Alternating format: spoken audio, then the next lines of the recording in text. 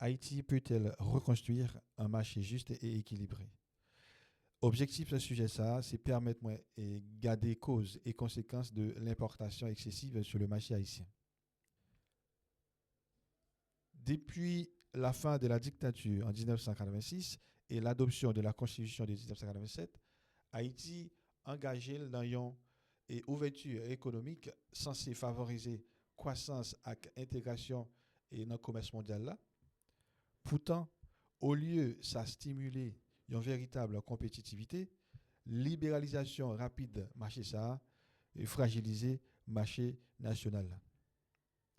Ça qui pourrait engendrer la suppression progressive des protections douanières, notamment sur des produits stratégiques tels que du riz.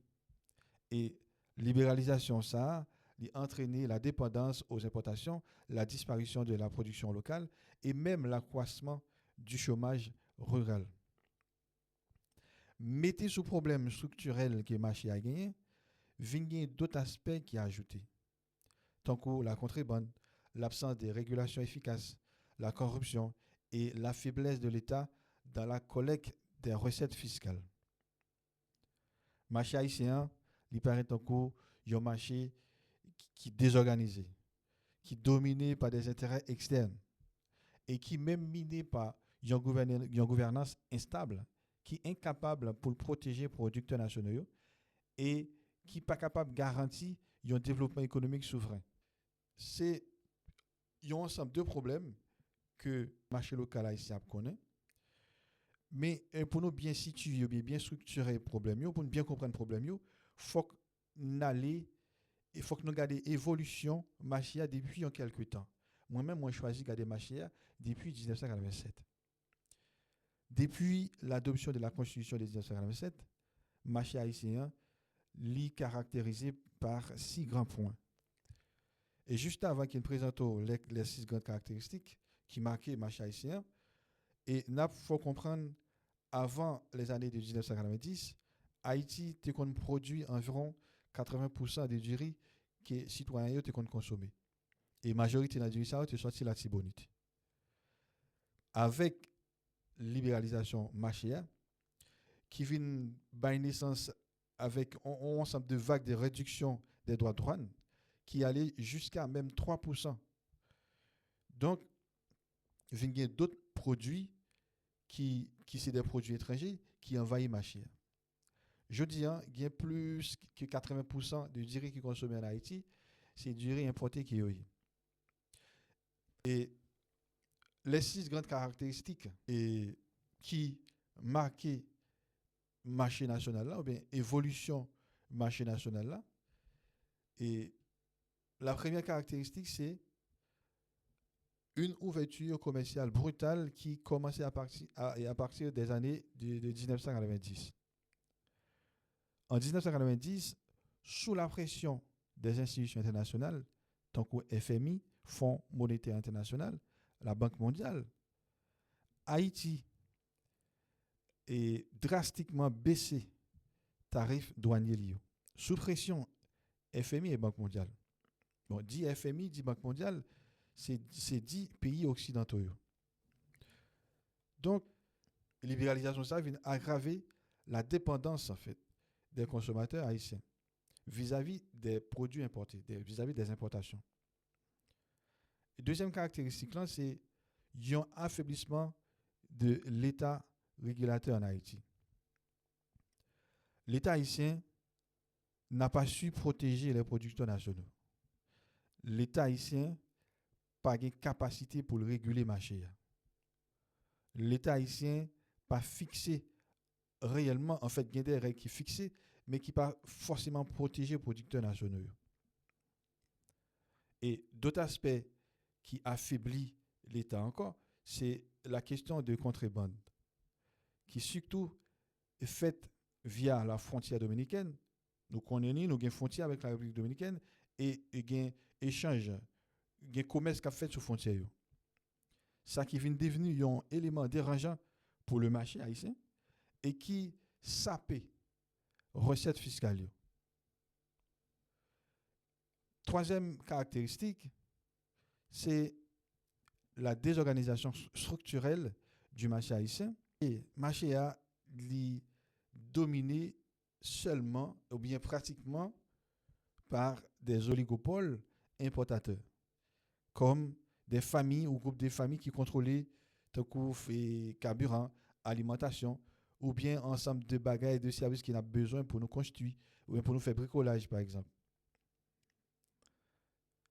Secteur agricole là et secteur artisanal là, qui pourtant représentent une grande majorité en termes d'emploi, li été marginalisé et très peu soutenu par l'État haïtien. Alors que c'est un secteur sérieux, c'est secteur haïtien qui est, c'est secteur local qui est. C'est eux qui ont plus d'emplois, mais c'est eux même tout qui plus marginalisé, qui plus pas un soutien à l'État. Quatrième aspect caractéristique là, c'est l'économie informelle massive en Haïti. C'est l'existence ou bien la pratique de l'économie informelle en Haïti. Plus de 70% des transactions faites dans l'informel. Et ça nourrit les petits commerces qui pas enregistré en quel côté, dans quel service, dans quelle institution qui est là pour faire enregistrement et pour prélever taxes sur mon salaire. Donc, secteur informel là, lui permettent, c'est vrai, une certaine survie économique à mon cas pratiquer l'IO. Mais il priver l'État de ressources fiscales et il créer une fragilité permanente. Parce que l'État n'a pas qu'à collecter de taxes sur transactions, pas de moyens pour ça, puisqu'il n'a pas enregistré qu'un côté. Et si on allait plus loin, même la TVA, qui c'est une taxe qui est prélevée sur la consommation directe, l'État n'a pas accès à ça. Et pratiquement, c'est entreprise de la bourgeoisie nationale qui enregistre dans l'institution qui l'a pour faire ça, qui habilité pour payer, pour collecter TVA sur le consommateur et puis déclarer à l'État haïtien, mais qui quantité de TVA qui est collectée pour l'État haïtien. Donc, Hélène connaît que il y a environ 2 tiers de la bourgeoisie haïtienne qui a fait commerce, qui sur le marché local là, 2 tiers là-dedans ont fonctionné dans l'informalité, qui a fait contrebande. Du coup, non seulement il y a une possibilité pour dire l'État qui a collecté tant et l'argent dans la TVA, qui peut être pas vrai du tout parce que l'État n'a pas de moyen pour justifier ça. Si l'État n'a pas de moyen pour justifier ça, et déjà, en matière fiscale, en Haïti, nous avons une fiscalité qui est déclarative. C'est l'individu qui a déclaré l'État, ça le gagne.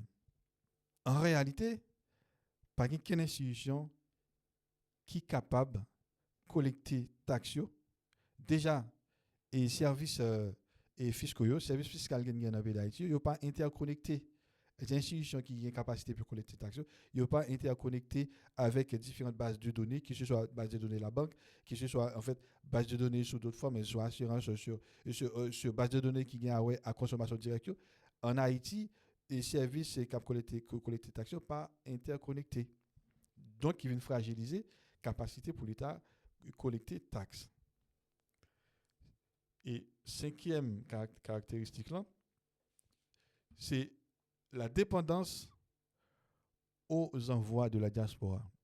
Bon, nous connaissons qui poids que la diaspora a pesé dans l'économie nationale là. Mais depuis les années 2000, parce qu'avant, il n'y a pas dans niveau ça, depuis dans les années 2000, transfert l'argent qui sortit dans la diaspora, il est devenu le premier, je dis bien, le premier moteur de la consommation haïtienne. Ça qui signifie, pas qu'un emploi qui est entreprise locale créée. Je dis pas qu'il y a une création d'emplois qui fait dans le pays ça, parce que un pays qui dépend de transfert d'argent qui sortit dans la diaspora, c'est une caractéristique de la pauvreté. Ça expliquait que le pays ça il pas produit rien, il pas créé richesse, il pas créé emploi. Donc si pas une création d'emploi, et forcément pas une création de richesse, pas une création de services. Et ça va l'expliquer pour nous couvrir faiblesse ça puisqu'il ne pas créer rien, nous obligés à importer. Et ça qui vient alimenter le marché avec produits importés, mais qui créait tout. C'est vrai. L'argent diaspora, il alimente le marché. Il permet pour nous consommer des produits importés. Mais il crée une dépendance externe.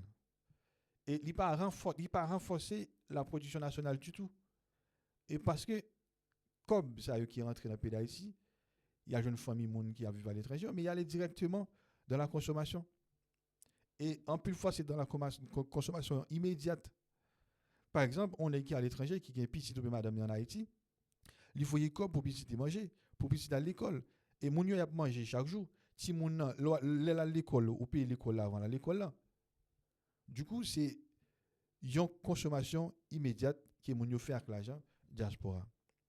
Donc l'argent diaspora, les fragilisé et production nationale là, au lieu de renforcer. Malgré où tu es capable de dire, c'est l'argent qui est envoyé en Haïti, que mon est capable d'utiliser, mais le envoyer l'argent, mon ne pas prendre l'argent pour créer, puis produire. Je prends l'argent et consommer. Et Haïti qui est en panne de production, qui a importé produits. Donc, l'argent diaspora, li fait économie pays qui a importé produits au marché. Au lieu que économie pays d'Haïti marché, c'est plus économie pays qui a importé qui marché. Donc, c'est comme quoi, comme là, l'Haïti facilite les familles de manger, mais comme là, les retourner avec bénéfice dans le pays, côté diaspora, ça va vivre, en quelque sorte. Et sixième caractéristique là, c'est les crises politiques et naturelles qui souvent est arrivées dans le pays d'Haïti. Le pays d'Haïti souvent connaît des crises politiques, des crises économiques et des crises naturelles. Depuis où il y a une stabilité politique, ou bien par exemple insécurité, quelques problèmes institutions, et mélangé avec catastrophes naturelles. Et ça a forcément, souvent qu'on crée, disons, une crise, une rareté de produits. Et dit rareté de produits, ça va perturber l'offre et la demande. Du coup, si on a une demande qui est énorme, le fait qu'il y ait une crise qui passe, qui paralyse production en fait et monde qui a produit à l'étranger qui a vendre nous ou bien qui paralyse production locale là, du coup par une perturbation, quantité monde qui produit ça, mais pas suffisamment de produits sur le marché. Du coup, résultat, c'est flamber des prix et inflation ou bien en pénurie chronique. Si nous sommes capable de dire comme ça, parce que il y a une catastrophe qui passe, il y a une plantation détruite ou bien production détruite, c'est forcément pas une pénurie. Mais si tu as, par exemple, instabilité politique, insécurité, même si tu as une production, mais production ne doit pas arriver à joindre la population. Du coup, ça va créer une rareté. Pénurie, ça, il pourra avoir des conséquences sur le prix produit.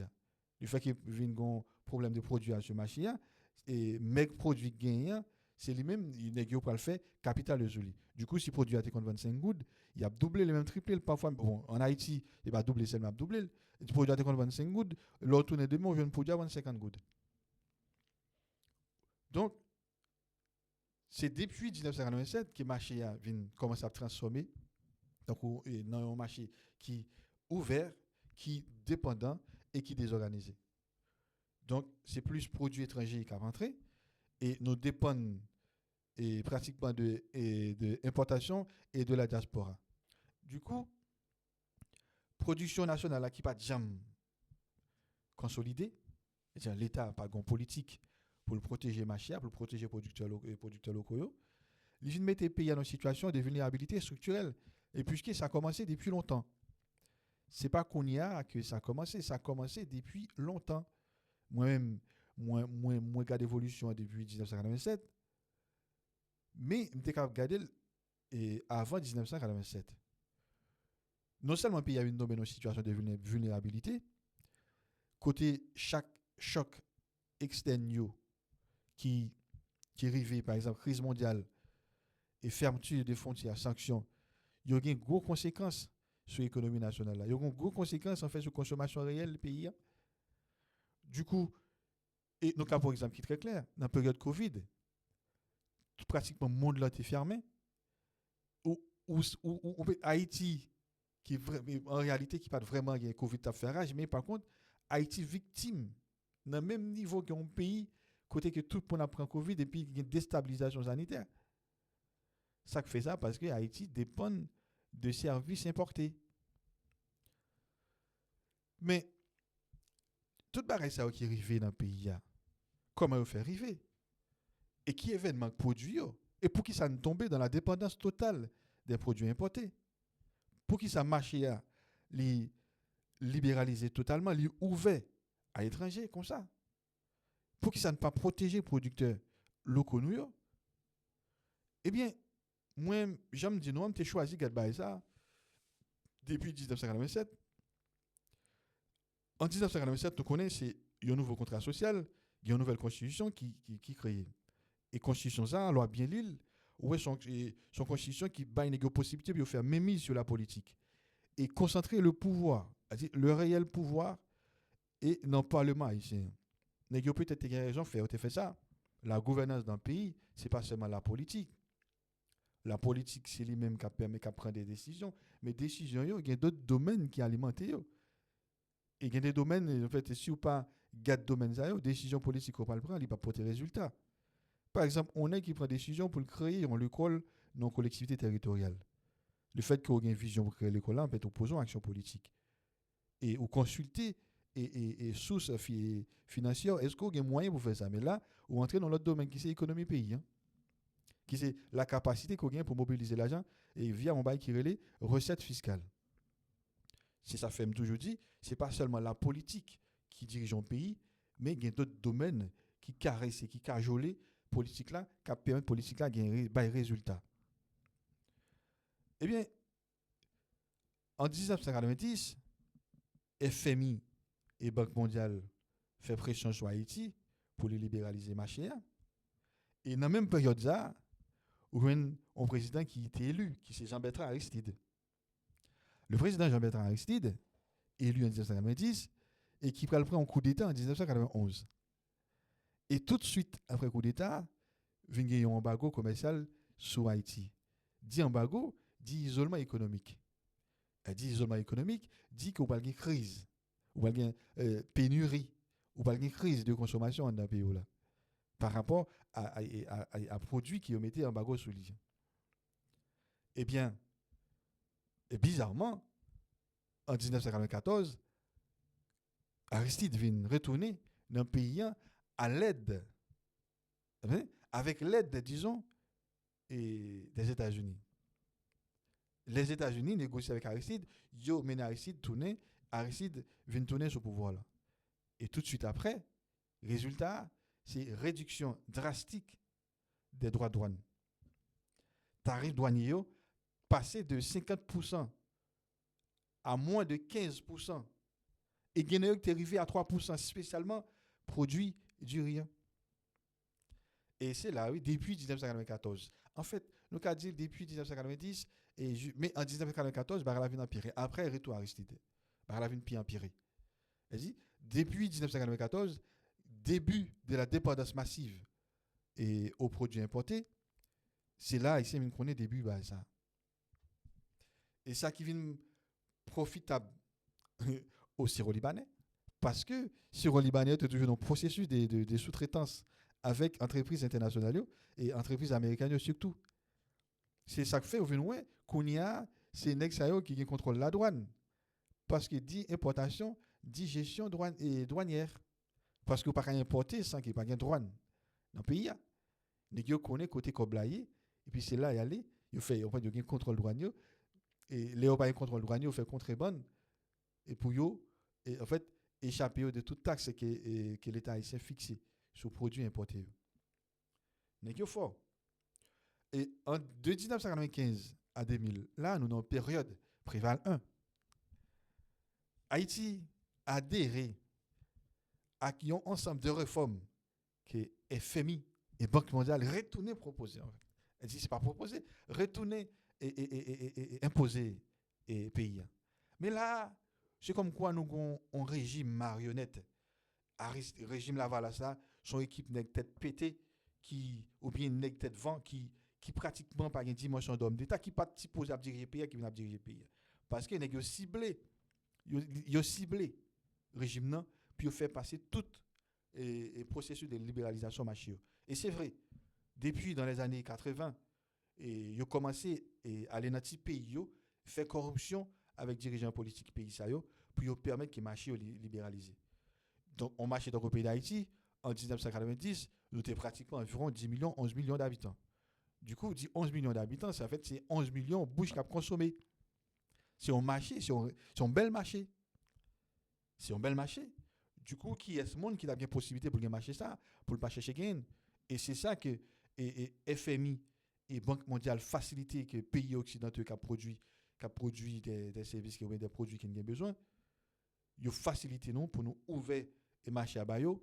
et ils rentrer sur le marché par différentes formes qui m'a privé sur lui mais de 1995 à 2000 qui est le pouvoir c'était Préval et qui est ce monde qui était ministre et économie et finance en pays ça et dans l'époque là c'était on certain de Jean-Marie Charestal Ronnie Smat était premier ministre et également Jacques-Édouard Alexis moun qui était gouverneur Banque centrale en pays d'Haïti à l'époque là de 1995 à 2007 mais c'était toujours dans la Banque mondiale monsieur relé Charles Castel qui nous yo vanté comme étant un gros économiste qui pays a ba et sous yo que toutes des autres libéralisations marché ça fait et ou joindre des monde qui peut-être gain regret par exemple me content des monde et qui a parlé en fait de Ronnie Smart qui peut-être gain regret le fait qu'il yo était facilité par ça au fait dans pays et dit libéralisation marché c'est dit privatiser institutions nationales institutions de services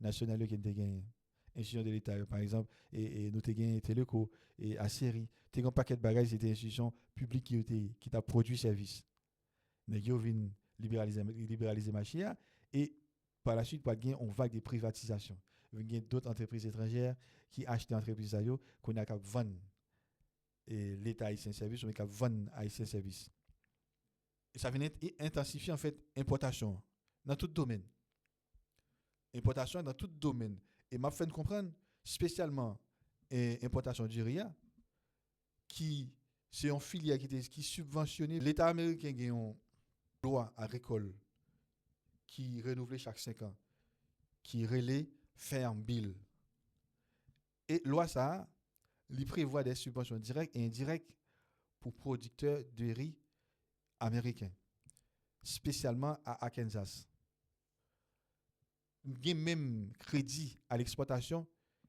qui par rapport à un programme qui est mis sur place programme ça relais USDA qui c'est United States Department of Agriculture qui facilitait la vente de riz à l'étranger à des prix artificiellement bas et à des prix qui l'aime dit artificiellement bas ou est prix à bas mais c'est parce que les productions ça l'idée était déjà fait subventionné par l'État c'est-à-dire producteurs des derniers comme un pour chaud et dit le au dire avec pour 15 cob en réalité si dit à te vendre livre dit à te vendre $1 américain était déjà dans poche au contraire 15 cob au dire 15 centimes au dire sont 15 centimes et qui augmenté sur $1 américain qui était déjà dans poche comme subvention ça c'est beaucoup de les États-Unis mais pour le bagaille qui pas être terrible c'est institution qui a fait en fait qui a aide humanitaire dans le pays d'Haïti gagnons bonne partie de dirigeants américains qui rêvaient en Haïti sous forme d'aide humanitaire. Qui est-ce qui utilise par quel canal? Et c'est via l'USAID.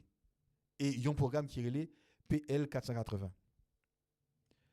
Bon, ça vient de passer. Les durias viennent, l'USAID a distribué du riz qui a fait don à monde. En réalité, nous avons contourné aide là, ils ont vu du riz sur le marché local. Et du riz qui était là pour monde manger, du riz sur le marché local après vendre à monde qui n'a besoin. Vous voyez, c'est très compliqué et parce que pas l'État vraiment qui a voyagé sur base ça. Et qui résultat c'est du américain qui subventionné qui est moins cher, il vient rivaliser du riz local là, spécialement du riz la Tibonite là qui détruit progressivement Et dit importation durée ou bien importation de produits et de produits étrangers, il détruit progressivement toute filière agricole en fait en Haïti.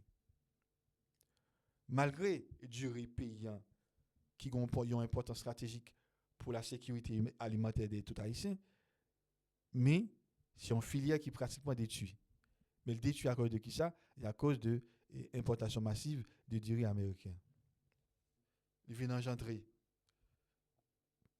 et l'exode rural, non seulement il a ruiné des milliers de riziculteurs, agriculteurs qui ont produit du riz, agriculteurs haïtiens, mais ça a engendré un exode rural énorme parce que les paysans, agriculteurs là, ou bien riziculteurs là, l'État produit, il était suffisamment de produits, de du riz pour non seulement pour le manger, mais également pour le vendre, pour le faire bénéfice, pour répondre à besoin.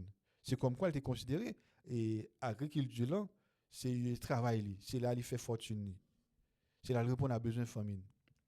Et si filet là vient craser et puis moun vient ruiner, il pas gagner mais c'est normal. Il prend direction la ville, puis il travaille dans entreprise de sous-traitance qui pas même en pile, c'est yon 2 3 qui gagnent. Mais qui côté situé c'est dans la ville. Il vient une équipe paysan qui a quitté la ville, qui a quitté en dehors disons ou bien en province puis il a la ville puis il a cherché la vie mieux. Et leur arrivé la ville, il pas le constater réellement pas un travail pour eux. Il pas l'obligé de créer possibilité pour vivre. Et c'est ça qui va une naissance et à secteur informel là. Parce que moun yo yo pratiquement pas grand chose dans mais yo pas un espace qui est aménagé puis yo fait business. C'est dans la ria qui est. Du coup, yo vinn augmenter et secteur informel là qui c'est en fait un désavantage pour l'état. Eh ben